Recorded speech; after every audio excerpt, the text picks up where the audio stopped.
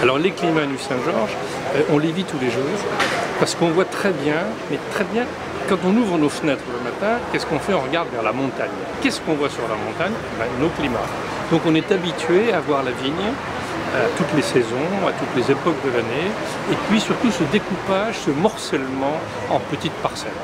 Le fait de travailler à trois, moi j'ai trouvé l'aventure très intéressante, très enrichissante. En plus, on est trois photographes qui travaillons dans le milieu du vin, on connaît bien la région, donc c'était intéressant de partager un petit peu notre expérience, notre point de vue, notre regard par rapport à ça. Quand on regarde l'exposition, on a tous un peu travaillé tous les éléments. Moi, ce que j'aime bien personnellement, c'est l'humain.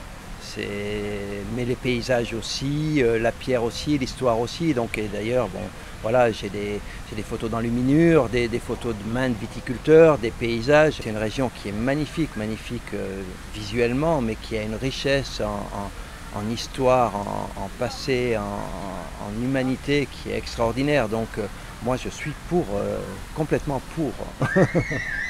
La confrérie des Chevaliers du Tas de Vin a décidé que la prochaine Saint-Vincent tournante aurait lieu en fait sous la bannière des climats. Ce sera une Saint-Vincent qui n'a jamais été faite jusqu'ici, puisqu'elle aura lieu dans les villes capitales du site, Beaune, Dijon, Nuits-Saint-Georges.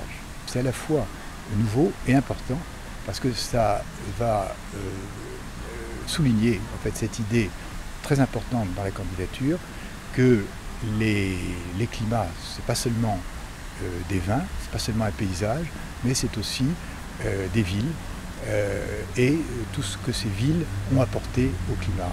Et ce qu'il faut maintenant, c'est que les vignerons se mobilisent pour cette Saint-Vincent tournante, qu'elle soit un succès, c'est très important.